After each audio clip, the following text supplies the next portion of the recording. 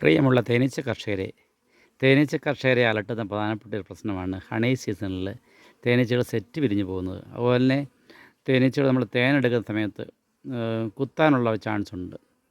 അപ്പം എൻ്റെ തേനീച്ചപ്പെട്ടികളാണ് ഞാൻ എടുത്ത് തുറക്കുമ്പോൾ കുത്തുന്നില്ല. പ്രത്യേകിച്ചും കരിഞ്ഞൊടിയിലുമാണ് അത് അങ്ങനെ കുത്തുന്നതാണ്. പക്ഷേ നമ്മൾ കൈകാര്യം ചെയ്യുന്ന രീതിയാണ് തെറ്റിപ്പോകുന്നത്. തേനീച്ചകളെ നമ്മൾ തുറക്കുമ്പോൾ അത് അവർ തുറക്കുന്നതായിട്ട് അറിയരുത്. അതുപോലെ തന്നെ നമ്മുടെ കൈകളിലെ ചലനങ്ങളൊക്കെ അതനുസരിച്ച് നമ്മൾ വളരെ ശാന്തമായിട്ടേ കൈകാര്യം ചെയ്യാവുള്ളൂ. ചലനങ്ങൾ പോലും അവർ നോക്കിയിട്ടാണ് കുത്താൻ വരുന്നത്. അപ്പോൾ അവരെ പറക്കാൻ അനുവദിക്കരുത് എന്നാണ് നമ്മുടെ വീഡിയോയിൽ പറയുന്നത്. അവരവിടെ തന്നെ നിൽക്കണം, അവിടെ ഇരിക്കണം. അങ്ങനെ നമുക്ക് തേനെടുക്കുവാനും അതുപോലെ തേൻകൂടിലെ സെല്ലുകളുണ്ടെങ്കിൽ ആ സെല്ലുകൾ നശിപ്പിക്കാനും സാധിക്കും. അപ്പോൾ ഇന്നത്തെ വീഡിയോ അതിനെപ്പറ്റിയാണ്. നിങ്ങൾക്ക് ഇഷ്ടമായാൽ നിങ്ങൾ ലൈക്ക് ചെയ്യാനും ഷെയർ ചെയ്യാനും അതുപോലെ തന്നെ സബ്സ്ക്രൈബ് ചെയ്യാത്തവർ സബ്സ്ക്രൈബ് ചെയ്യുകയും ചെയ്യണം. ഓളം ബട്ടണിൽ അമർത്തി ചെയ്യണമെങ്കിൽ എല്ലാ തേനീച്ച സംബന്ധമായ വീഡിയോകളും നിങ്ങൾക്ക് നോട്ടിഫിക്കേഷൻ ലഭിക്കും. നന്ദി. നമുക്ക് വീഡിയോയിലേക്ക് കടക്കാം. Thank you. അടിത്തട്ട് നമ്മൾ പരിശോധിക്കുമ്പോൾ ഒരു കൂടിനകത്ത് തേനീച്ചകൾ അധികം ഉണ്ടാകാതെ ഇരിക്കുകയാണെങ്കിൽ തന്നെ കുറച്ച് വ്യത്യാസം വരും. തേനീച്ചകളുടെ കൺജഷനാണ് കോളനി പിരിയാനുള്ള പ്രവണത ഉണ്ടാക്കുന്നത്. അപ്പോൾ നമ്മളൊരു ബ്രോഡ് എടുത്തു കഴിഞ്ഞാൽ അതിനകത്ത് ആ ഫ്രെയിമേൽ ഈച്ചകൾ ഒരു സൈഡിൽ ഈ കാണുന്ന പോലെ ഇത്രയും തേനീച്ചകൾ മതിയാവും. വലിയ തിരക്ക് വേണ്ട.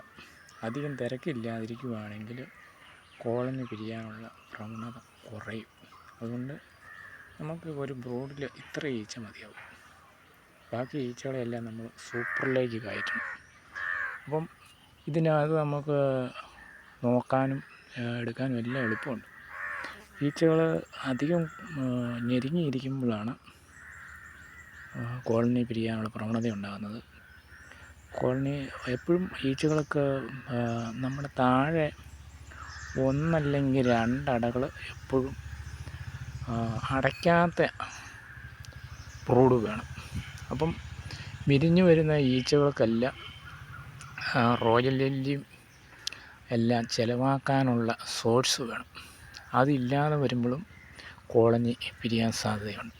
അപ്പോൾ എപ്പോഴും ഒന്നോ രണ്ടോ അടകൾ തുറന്നിരിക്കുന്ന സീൽ ചെയ്യാത്ത അടകൾ ബ്രോഡിലെപ്പോഴും ഉണ്ടായിരിക്കണം. അതുപോലെ മെഴുക് ഉണ്ടാക്കുന്ന തേനീച്ചകൾ ഈ കുഞ്ഞു തേനീച്ചകളാണ്. അവർക്ക് പണിയാനായിട്ട് എപ്പോഴും അടകൾ നമ്മൾ താഴെത്തട്ടിൽ ഒരട എപ്പോഴും പണിയുന്ന രീതിയിൽ വരണം. സൂപ്പറിലും എപ്പോഴും ഒരടയല്ല, സൂപ്പറിലെ ഒരു 5 അടകൾ നമ്മൾ കണ്ടിച്ച് വെക്കണം. ഒരു അട കണ്ടിച്ച് 5ആയിട്ട് കണ്ടിച്ച് വെച്ച് കഴിഞ്ഞാൽ അത് പണിയേണ്ടവർക്ക് അത് എപ്പോഴും പണിയാനേ നേരം കാണുള്ളൂ. അപ്പം എപ്പോഴും അവർക്ക് പണി വരും. അപ്പം തേനീച്ചകൾക്ക് ഒരു ക്യൂൻസെല്ല് കെട്ടാനായിട്ട് ഈ മെഴുകുണ്ടാക്കുന്ന ഈച്ചകൾക്ക് ഒരു ക്യൂൻസെല്ല് കെട്ടാനായിട്ട് 1 മണിക്കൂർ കൊണ്ട് ഒരു ക്യൂൻസെല്ല് അവർ 10-50 പേര് ഒരു 5-10 എണ്ണം ഉണ്ടാക്കാനായിട്ട് 1-2 മണിക്കൂർ കൊണ്ട് അത് കെട്ടിവെക്കും. അതുകൊണ്ട് മെഴുക് പണിയുന്ന ഈച്ചകൾ ഈ അട കെട്ടുന്ന വേലക്കാരി ഈച്ചകൾ തന്നെയാണ്, കുഞ്ഞീച്ചകൾ തന്നെയാണ് ഈ പണിയിലേക്കും തിരിയുന്നത്. അപ്പം മെഴുകുണ്ടാക്കുന്ന ഈച്ചകൾക്ക് പണിയില്ലാതെ വന്നു കഴിഞ്ഞാൽ അവർ ക്യൂൻസെല്ല് കെട്ടും. അതുകൊണ്ട് അവരുടെ ആ മെഴുക് ചിലവാക്കാനും അവരുടെ അധ്വാനം മറ്റു കാര്യങ്ങളിലേക്ക് സ്വത്ത് തിരിച്ചു വിടാനും നമുക്ക് അവർക്ക് ധാരാളം ജോലികൾ കൊടുക്കേണ്ടതുണ്ട്. അങ്ങനെ ജോലികൾ കൊടുക്കുമ്പോൾ തിരക്കും കുറഞ്ഞു കഴിയുമ്പോഴത്തേനും വെളിച്ചവും നല്ലപോലെ കാറ്റും പ്രകാശവും ഇതിനകത്ത് വരാതെ കാറ്റ് നല്ലപോലെ ഇതിനകത്ത് പ്രവേശിക്കുന്ന രീതിയിൽ തിരക്ക് ഒഴിവായിരിക്കുവാണെങ്കിലും വളരെ അനായാസമായിട്ട് ഈച്ചകൾക്ക് ഓടി നടക്കാൻ പറ്റും.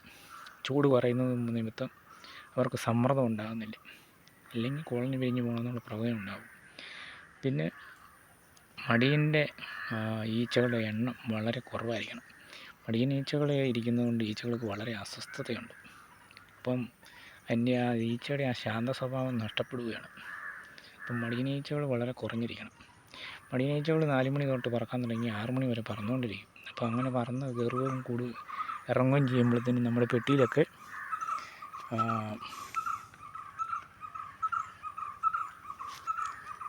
ധാരാളം മടിയൻ വന്ന് കയറുന്നതുകൊണ്ട് നമുക്കൊണ്ട് കുത്തു കിട്ടാനുള്ള സാഹചര്യം വളരെ കൂടുതലാണ്. ഇതിപ്പം മൂന്നാമത്തെ സൂപ്പർ വെച്ചിരിക്കുന്ന ഒരു പെട്ടിയാണ്. അപ്പോൾ ഇത് 3 സൂപ്പറായിട്ടുണ്ട്. അപ്പം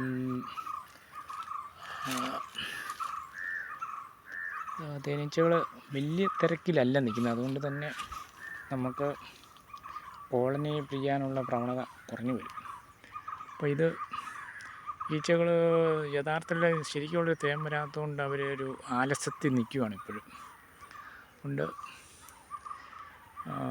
സീസണിൽ ശരിയായ രീതിയിലുള്ള തേനൊഴുക്ക് ഇതുവരെ ആരംഭിച്ചിട്ടില്ല. അതുകൊണ്ട് ഇനിയും 2-3 ദിവസം കൂടെ താമസം വരുമെന്ന് തോന്നുന്നു തേൻ നല്ല രീതിയിൽ വരുന്നതിനായിട്ട്. എല്ലാ തട്ടും ഏതാണ്ട് നിറയുന്നതിന് ശേഷം മാത്രമേ തേനെടുക്കുന്നുള്ളൂ. വെറുതെ തേനെടുത്ത് നമ്മൾ സമയം പാഴാക്കണ്ടല്ലോ എന്നുകൊണ്ട് ഒരു തട്ടിലൊക്കെ 2 തട്ടിലൊക്കെ തേൻ നിറഞ്ഞു വരുന്നുണ്ട്. പക്ഷേ അത് നല്ല രീതിയിൽ സീൽ ചെയ്തതിന് ശേഷം മാത്രമേ എടുക്കുന്നുള്ളൂ. പിന്നെ നമ്മൾ തേനീച്ചകൾ നമ്മൾ പെട്ടി പരിശോധിക്കുമ്പോൾ തേനീച്ചകൾ പറന്നാൽ മാത്രമേ കുത്തുന്നുള്ളൂ. അപ്പം തേനീച്ച പറക്കാതെ നമ്മൾ കൈകാര്യം ചെയ്യുന്നതിലാണ് കുത്ത് കിട്ടാതിരിക്കാനുള്ള സാധ്യത വളരെ കുറയും. അപ്പോൾ തേനീച്ചകൾ പറക്കാൻ നമ്മൾ അനുവദിക്കുന്നില്ല. നമ്മുടെ കൈയുടെ ആക്ഷന് ചലനം മൂലമോ അല്ലാതെ എന്തെങ്കിലും പ്രവർത്തനം മൂലം മാത്രമേ തേനീച്ചകൾ പറക്കുള്ളൂ. അതുപോലെ ഫ്രെയിം എടുക്കുമ്പോൾ ഒരിടത്തും തട്ടരുത്. ഫ്രെയിമുകൾ തട്ടാതിരിക്കാൻ പ്രത്യേകം ശ്രദ്ധിക്കണം. ഫ്രെയിമുകൾ പിന്നെ സൂപ്പർ പൊക്കുമ്പം താഴത്തെ ഫ്രെയിം മുകളിലേക്ക് പൊങ്ങിയേച്ച് താഴോട്ട് വന്നിരിക്കുമ്പോൾ അതിൻ്റെ ഈ അടിയിലിരുന്ന് ഈച്ച ഞെരുങ്ങാൻ സാധ്യതയുണ്ട്. അങ്ങനെയൊക്കെ വരുമ്പോൾ ഈച്ചകൾ കുത്താനുള്ള സാധ്യത കൂടുതലാണ്. അപ്പം കൂടിനകത്തുനിന്ന് ഒരു ഈച്ച പോലും വെളിയിലേക്ക് ഇറങ്ങുകയോ പറക്കുകയോ ചെയ്യാതിരിക്കാനായിട്ട് ശ്രദ്ധിക്കുകയാണെങ്കിൽ നമുക്ക് വളരെ ഈസിയായിട്ട് കൈകാര്യം ചെയ്യാൻ പറ്റും. പറക്കുന്ന തേനീച്ച മാത്രമേ കുത്തുന്നുള്ളൂ. പറക്കുന്ന തേനീച്ചയാണ് തേനെടുക്കുന്നത്. പക്ഷേ തേനീച്ച പറക്കാൻ അനുവദിക്കുന്നില്ലെങ്കിൽ നമുക്ക് കുത്ത് കിട്ടുന്നില്ല. അപ്പോൾ അത് വളരെ ശാന്തമായിട്ട് നമുക്ക് അവരെ അതേ രീതിയിൽ തന്നെ കൈകാര്യം ചെയ്യുകയാണെങ്കിൽ ശാന്തമായിരിക്കുന്ന തേനീച്ചയെ നമ്മൾ ശല്യപ്പെടുത്തരുത്, ആരെയും നോക്കരുത്, ആരെയും കൊല്ലുകയും ചെയ്യാതെ ഒരു ഈച്ച പോലും ചാകാതെ നമ്മൾ കൈകാര്യം ചെയ്യുകയാണെങ്കിൽ അവർ വളരെ ഇണക്കത്തോടെ നമ്മളോട് ഇടപെടുന്നതാണ്. അത് നമ്മൾ ശ്രദ്ധിക്കേണ്ടതുണ്ട്. അപ്പം ആ രീതിയിൽ നമുക്ക് തേനീച്ചക്കൂടുകൾ വളരെ ഭംഗിയായി ഒരു കുത്ത് പോലും കിട്ടാതെ നമുക്ക് ദിവസവും കൈകാര്യം ചെയ്യാൻ പറ്റും. കുത്ത് കൊള്ളേണ്ട ഒരു സാഹചര്യം വരുന്നേ ഇല്ല. മടിയം കുറഞ്ഞിരുന്നാൽ തന്നെ കുത്ത് കുറഞ്ഞിരിക്കും. അപ്പോൾ ആ രീതിയിൽ കാര്യങ്ങൾ ചെയ്യാൻ നമുക്ക് ശ്രദ്ധിക്കാം.